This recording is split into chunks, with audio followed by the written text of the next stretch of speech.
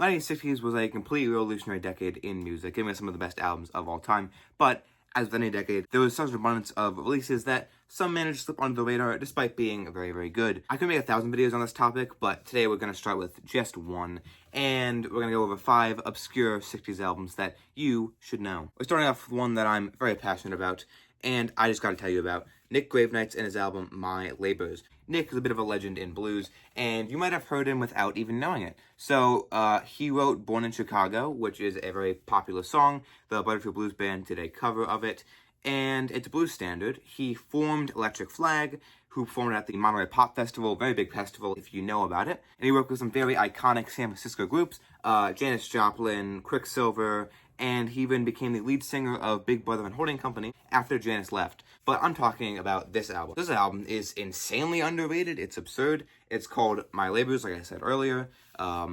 This is not the cleanest copy of it, but it's fine. Nick brings this amazing, soulful blues voice along with some incredible songwriting that just can't be beat. It's incredible. The guitar is absolutely unbelievable. Mike Bloomfield can be thanked for that because he plays in this album live. He's just completely ripping it up on the guitar the whole time.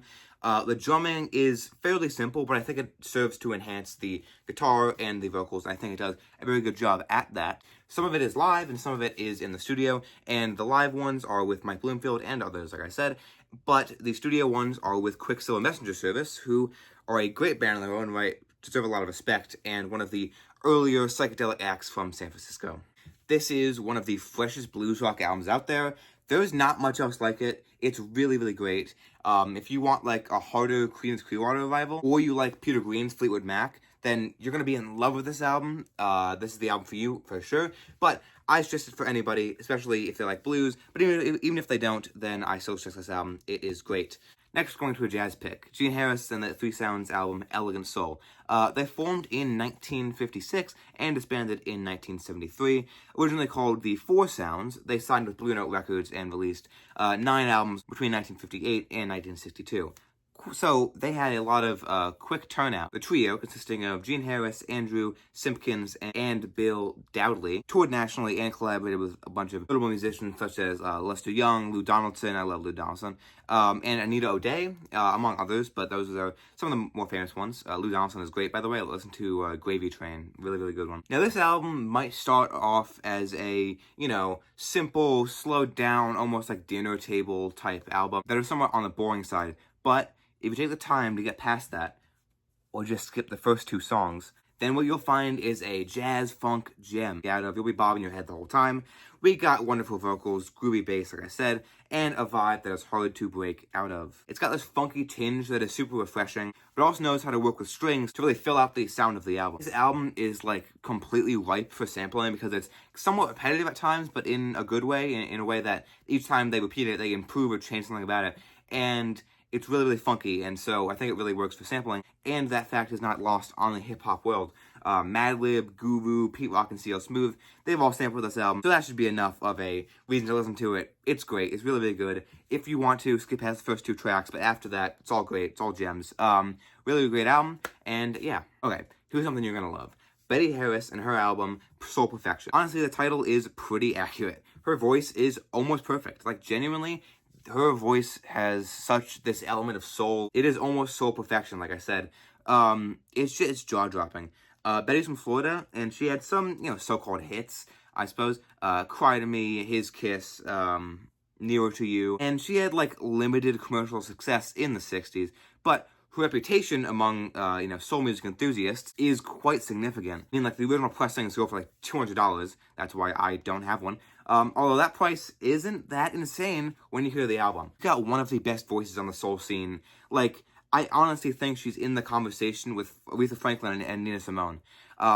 Perhaps not quite on that level, but it's just completely infectious. Instruments and backing vocals are quality, but I think it's not on the same level as other soul artists.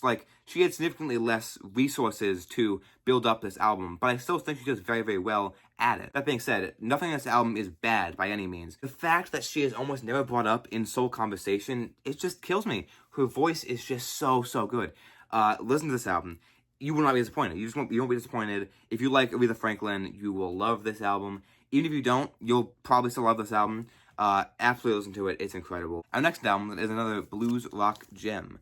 the Blues Projections. They formed in New York City's Greenwich Village in 1965 and drew from, a wide variety of influences and musical styles. I mean, they dip into folk and blues and jazz and, psych even. I think, especially on this album, they dip into psych quite a bit. Garage definitely as well. It's a very, very session-feeling album. It's not the most raw blues album. It's not the most raw garage album. But I think you can feel how skilled and you can tell how skilled each of the musicians are on this. It really feels like they're honing their craft on this album.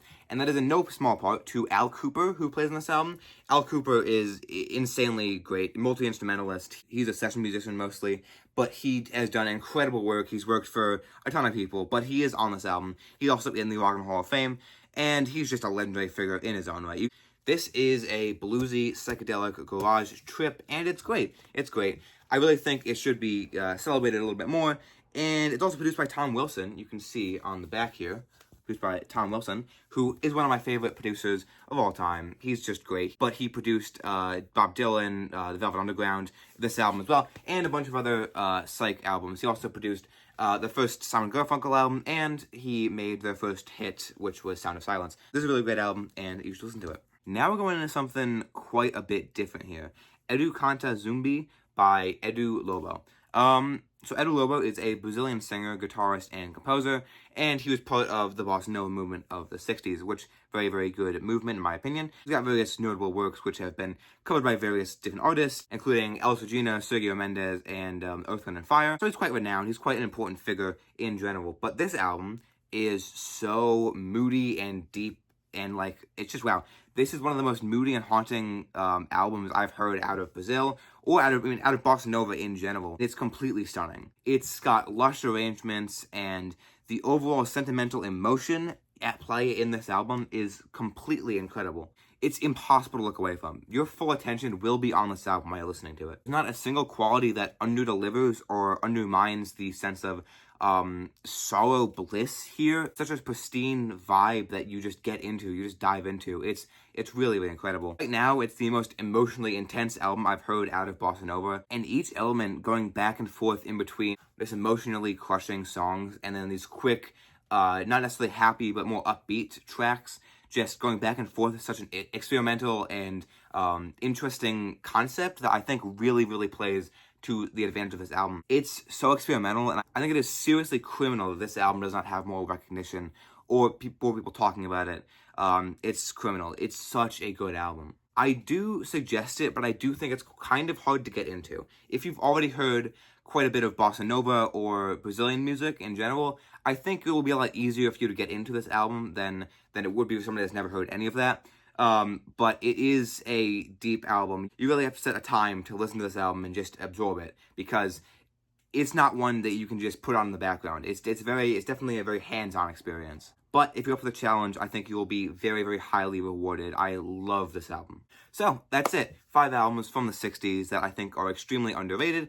I hope you enjoyed this video. If there's any more obscure albums that you want to share them in the comments. If you want to see me do this with other decades or specific years, and tell me in the comments below what you want to see with that. Tell me everything in the comments, leave a like, subscribe, and I'll see you in the next one. Goodbye.